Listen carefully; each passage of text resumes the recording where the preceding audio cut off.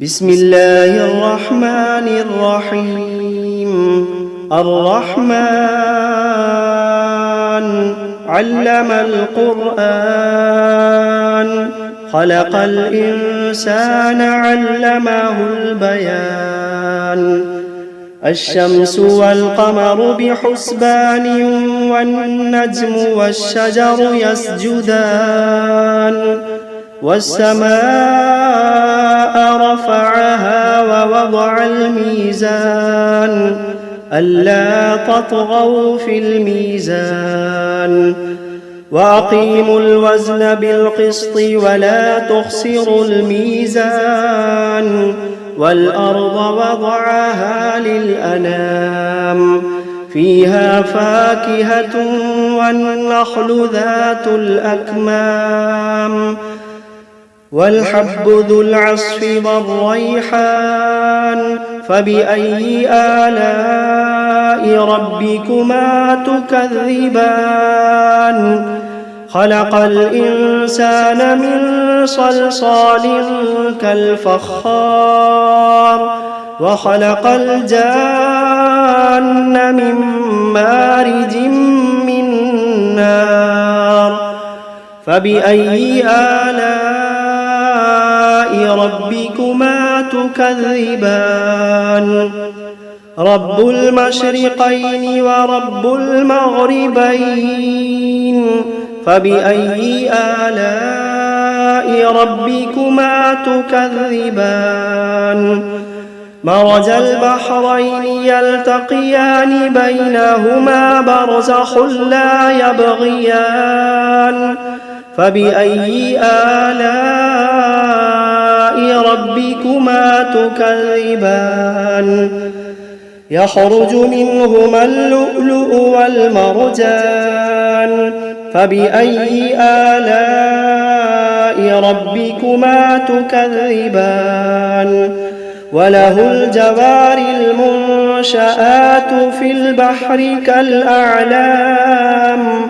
فبأي آلاء ربكما تكذبان؟ كل من عليها فان، ويبقى وجه ربك ذو الجلال والإكرام. فبأي آلاء ربكما تكذبان؟ يسأله من في السماوات والأرض كل يوم هو في شأن. فبأي آلاء ربكما تكذبان؟ سنفرغ لكم أيها الثقلان. فبأي آلاء ربكما تكذبان؟ يا معشر الجن والإنس إن استطعتم أن تنفذوا من أقطار السماوات والأرض فانفذوا، لا تنفذون إلا بسلطان. فبأي آلاء ربكما تكذبان؟ يرسل عليكما شواظ من نار ونحاس فلا تنتصران. فبأي آلاء ربكما تكذبان؟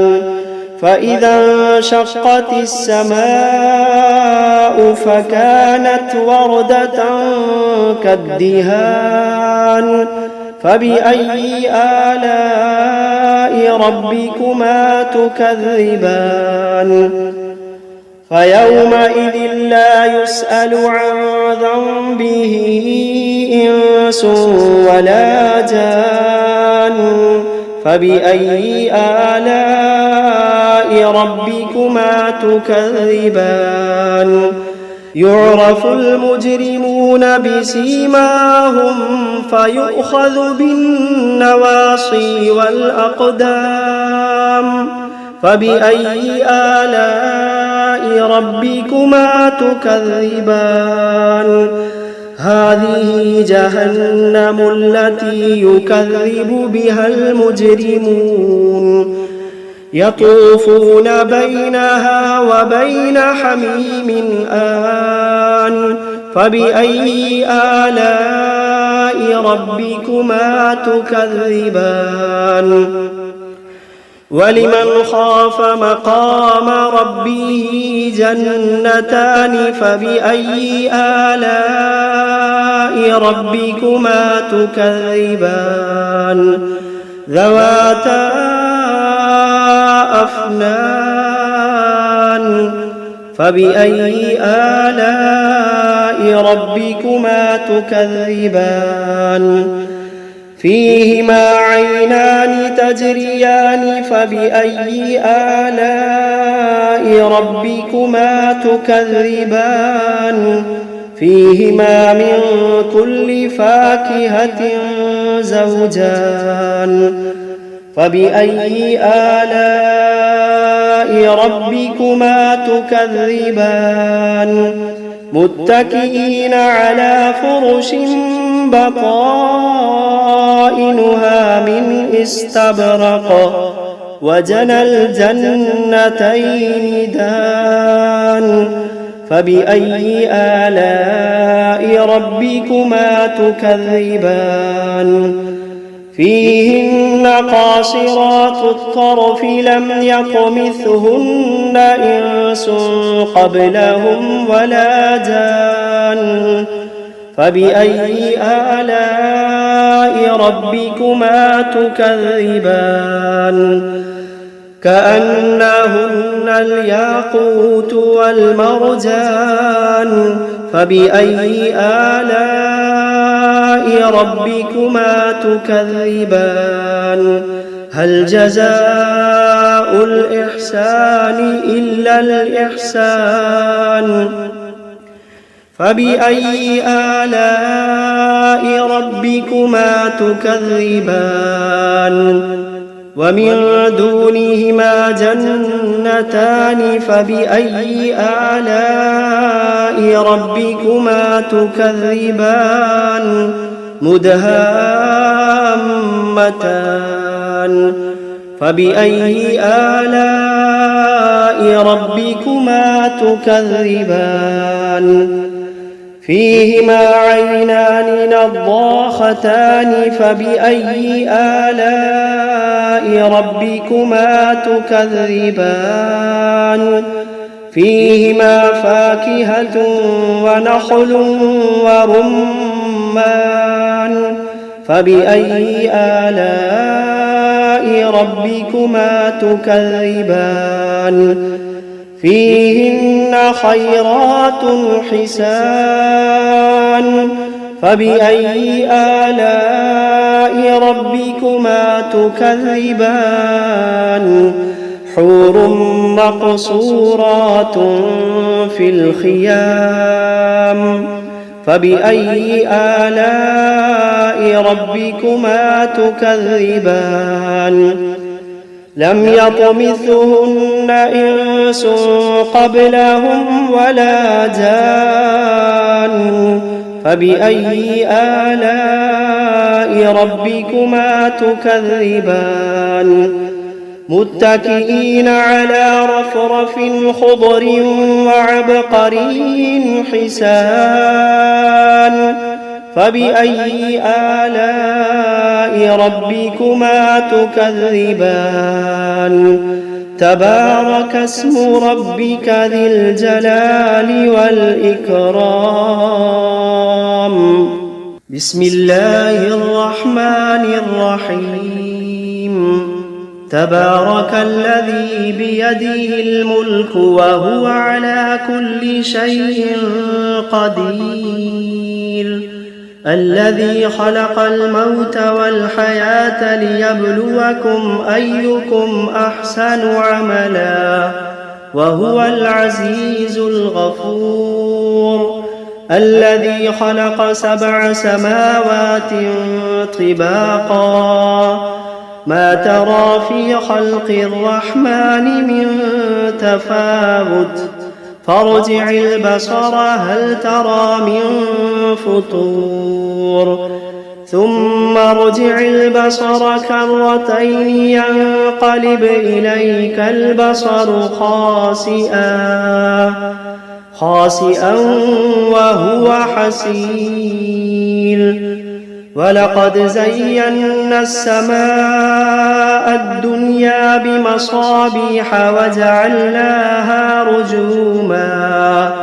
وجعلناها رجوما للشياطين وأعتدنا لهم عذاب السعير وللذين كفروا بربهم عذاب جهنم وبئس المصير إذا ألقوا فيها سمعوا لها شهيقا وهي تفور تكاد تميز من الغيظ كلما ألقي فيها فوج سألهم خزنتها ألم يأتكم نذير قالوا بلى قد جاءنا نذير فكذبنا وقلنا ما نزل الله من شيء إن أنتم إلا في ضلال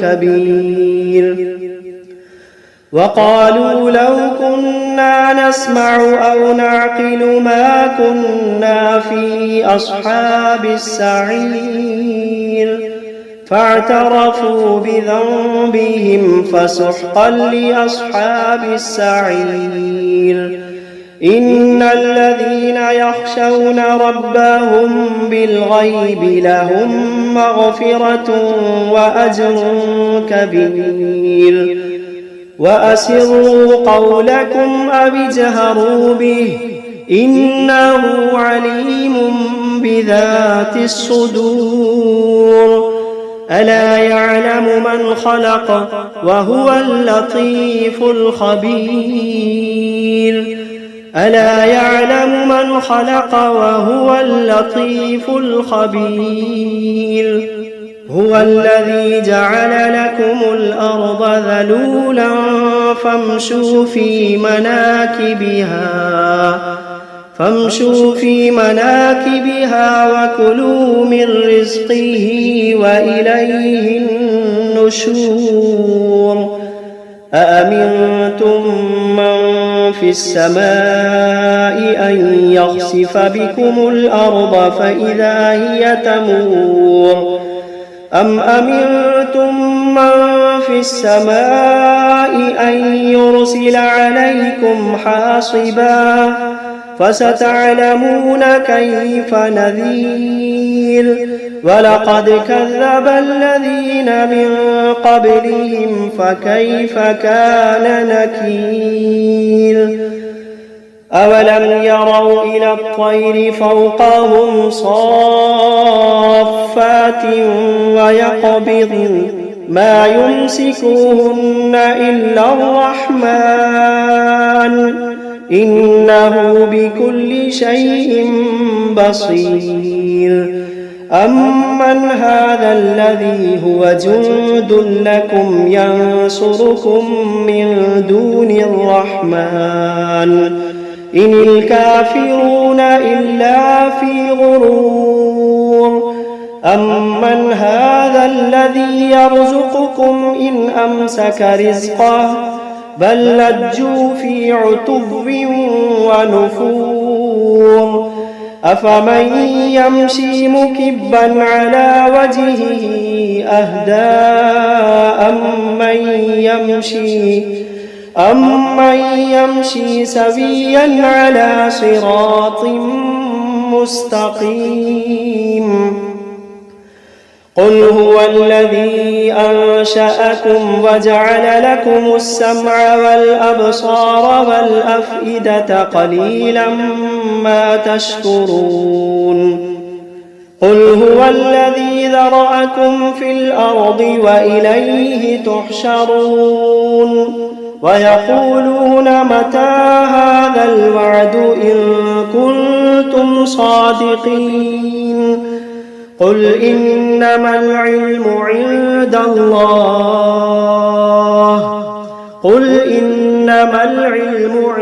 الله وإنما أنا نذير مبين فلما رأوه زلفة سيئت وجوه الذين كفروا وقيل هذا الذي كنتم به تدعون قل أرأيتم إن أهلكني الله ومن معي أو رحمنا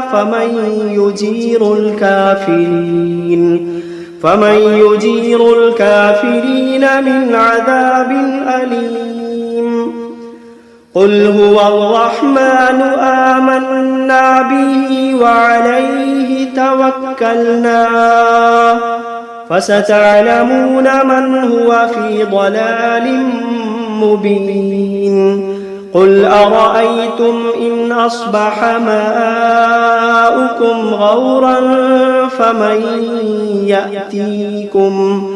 فمن يأتيكم بماء معين بسم الله الرحمن الرحيم قل أوحي إلي أنه استمع نفر من الجن فقالوا إنا سمعنا قرآنا عجبا يهدي إلى الرشد فآمنا به ولن نشرك بربنا أحدا وأنه تعالى جد ربنا ما اتخذ صاحبة ولا ولدا وأنه كان يقول سفيهنا على الله شططا وأنا ظننا أن لن تقول الإنس والجن على الله كذبا وأنه كان رجال من الإنس يعوذون برجال من الجن فزادوهم رهقا وأنهم ظنوا كما ظننتم أن لن يبعث الله أحدا وأنا لمسنا السماء فوجدناها ملئت حرسا شديدا وشهبا وأنا كنا نقعد منها مقاعد للسمع فمن يستمع الآن يجد له شهابا رصدا وأنا لا ندري أشر أريد بمن في الأرض أم أراد بهم ربهم رشدا وأنا منا الصالحون ومنا دون ذلك كنا طرائق قددا وأنا ظننا أن لن نعجز الله في الأرض ولن نعجزه هربا وأنا لما سمعنا الهدى آمنا به فمن يؤمن بربه فلا يخاف بخسا ولا رهقا وأنا منا المسلمون ومنا القاسطون فمن أسلم فأولئك تحروا رشدا وأما القاسطون فكانوا لجهنم حطبا وأن لو استقاموا على الطريقة لأسقيناهم ماء غدقا لنفتنهم فيه ومن يعرض عن ذكر ربه يسلكه عذابا صعدا وأن المساجد لله فلا تدعوا مع الله أحدا وأنه لما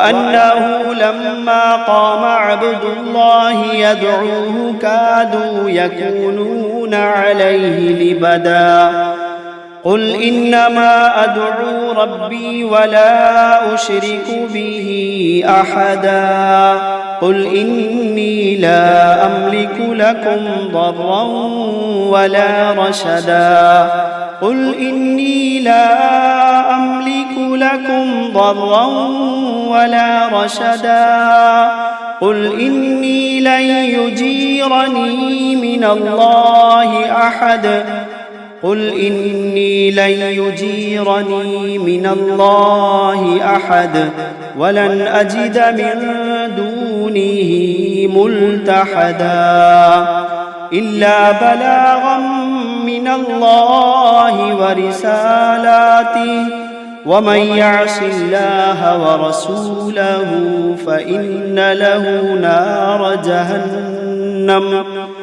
ومن يعص الله ورسوله فإن له نار جهنم خالدين فيها أبدا حتى إذا رأوا ما يوعدون فسيعلمون من أضعف ناصرا وأقل عددا قل إن أدري أقريب ما توعدون أم يجعل له ربي أمدا عالم الغيب فلا يظهر على غيبه أحدا إلا من ارتضى من رسول فإنه يسلك من بين يديه ومن خلفه رصدا ليعلم أن قد أبلغوا رسالات ربهم وأحاط بما لديهم